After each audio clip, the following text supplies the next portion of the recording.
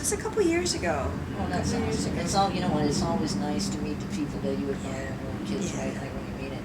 Do you have a favorite memory from your childhood before you were 12 years old? That stands out in your mind. Well, since, you were mentioning your kids. It was all good. It was all good. Not like, I grew up in the Philippines, so there was a lot of running around, just outside of Manila, San Pablo City. Yeah, I know where it is. Yeah. I have some friends from there, yeah. Oh, okay. Because what I didn't know about the Philippines, it's all different provinces, and they speak there's a different dialect per province. Yeah. I didn't know that. I know, there's hundreds of dialects. I know. I didn't know. I'm gonna tell my friend told me, and she sat me down and told me the different provinces. Oh, okay. And what they spoke. I remember there's one language. I think it's one of the longest one. Tagalog.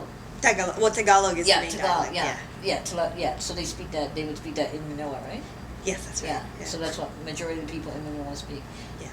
Have you been back? When was the last time you were back? A couple years ago. Yeah. Is it any different from Toronto? Is it the same as Toronto? No, it's not. It's completely different. No, it's completely different. It's a different world. It's how do you describe it? It's much more congested. That's why I have a hard time complaining about traffic in Toronto. Yeah. But the people, my friend said the people are very friendly.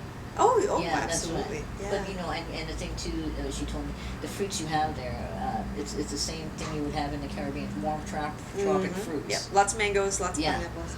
Yeah, rambutans. Yeah, because I think the thing is I think it was the Spanish people were there. Was it the Spanish? Yeah, the Spanish people were there because a lot of Filipinos, I know, they have Spanish names. That's right. Yeah. It was colonized. It was colonized by the Spaniard back in, I don't know, 1800s. 1500s, I think. Yeah. And because I've got a few friends in the English, I thought they were Spanish when I met them. Right? No, they said they're from the Philippines. I was going to ask. You said you were back there in 2 years.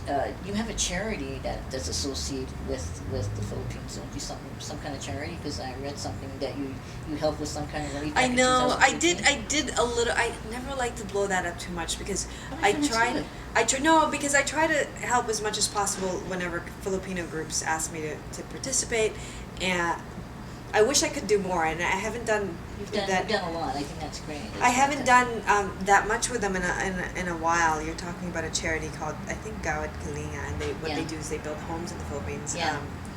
So I did some of their events for a few years. Yeah, so it's always nice. I think that's great. Yeah. I think you've contributed. That's fantastic.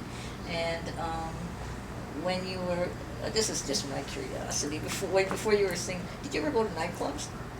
With my friends, yeah, we did. We did. All you married people don't go out anymore, right? Trying to think what the club. I like to dance, so that's a question I asked. It's an ultra. I don't know. I don't even remember. Oh, so you did go? Were they in Toronto? For sure, they were in Toronto. Yeah. Do you like dancing yourself or? Yeah, I like to dance, but I haven't been out in clubs for so long. I like to eat, so usually we go to restaurants and sit. Any favorites in the city? My favorite. Or any type of food? La Carnita is one of my favorite places. It's on College Street. There's one in Riverside now. I like Tabbouleh, which is also in Riverside. It's Middle Eastern. I love,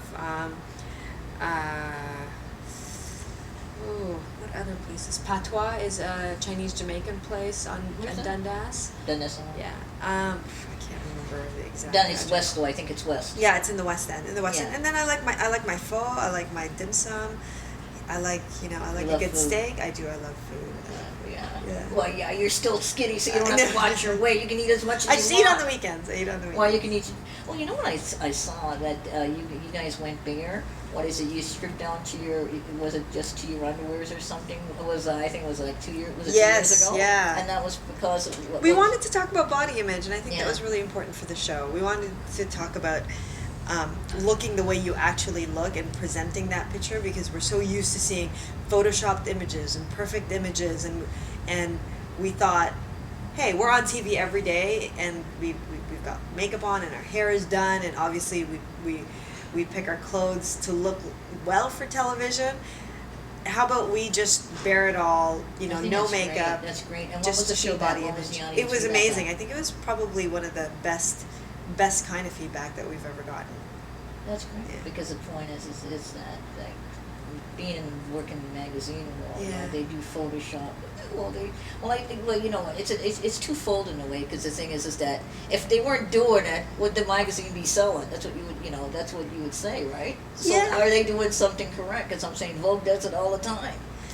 Well, I mean, I think that's a complicated conversation. I think that, fashion's selling a certain kind of image, and I don't think they should be told that, hey, strip the makeup and strip the clothes, because that's what their industry is about. But I think there is a level of responsibility for people who are constantly bombarding us with images to say, hey, this is what went to this, went into doing this. I agree with you, because it's not good for young teenagers to be seeing that. Yeah, because they think that they have to look perfect. Exactly. And if they're not that perfect, what happens is that they don't belong. Yeah. It's not good. It's not very good self-esteem. Because I find I really admire that, because I found that it builds self-esteem in young women and young men too. And what happens is that people see you, and they see you all made up, and they say, well, they see you without the makeup or down bare, and they say, well, she's not perfect, but she's okay too. there's an identity there, right? that they can identify with. Yes. And I find that's great. Also, what do you read? Do you read at all? I do. I love Magazines, to read. books, Everything. literature, I love magazines. So I love magazines. There's a magazine called Afar, which is a travel magazine that I love to read. I can understand travel. Yeah. I know it. I love I love all the lifestyle magazines, and Vanity Fair, and The Economist I'll pick up once in a while when you're trying to look smart and you want to be smart. And books, I love books. I don't get to read as much. Any particular authors? Yeah, more like books, like titles than authors, because I don't, with the exception of like or maybe some Stephen King, I don't do like a serial journalism or about any journalists, because I remember I read that you interviewed Barbara Walters, I think. No. Or something. Oh, Barbara Walters was one of you admire her when you were growing up, and that's why you went into journalism. Can you tell me about that?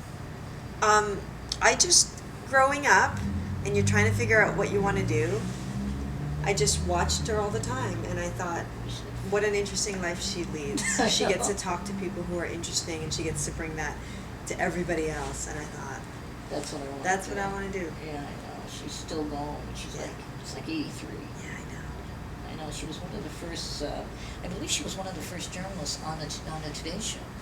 She was the first female anchor on the Today Show. And she said that they made her do all the fashion stuff all at home, and she had to fight really, really hard to do the concrete stories. Exactly. You know who I really admire? I don't know if you know. Have you heard of journalist Jessica Savage? I've heard of Jessica Savage. Yeah, I saw the movie, the TV movie on her life. Yeah, it's a tragic end. Yeah, but she had a very big contribution to women in journalism too. Right. I guess I saw the movie. I read her book too. I was also amazed by her. And when will you go on your next trip? I just came back from Hawaii, so I think I'm grounded for a little bit. Oh yes, you came back. So you just got back. When was that? Oh yeah, you just got back a couple weeks ago. Yeah. And how was that trip? That was awesome. I love Hawaii. It's like I love Hawaii. I love the beach. I love that aloha flavor. And it's not humid. No, it's perfect. The weather's perfect. I find it's not humid at all. No, because the wind just blows. The islands are pretty small, so you're surrounded by ocean every which way you go. So you get this nice breeze. It's never too hot. Were you in Waikiki or Maui? We were in Waikiki and we were in Maui. Yeah, Maui's nice and quiet. Okay, listen, thank you so much for being with us. I really appreciate it. It was a pleasure to meet you. Thank you. It was so nice. Thank you so much. Thanks. This is Tricia Dobrev for Elite TV.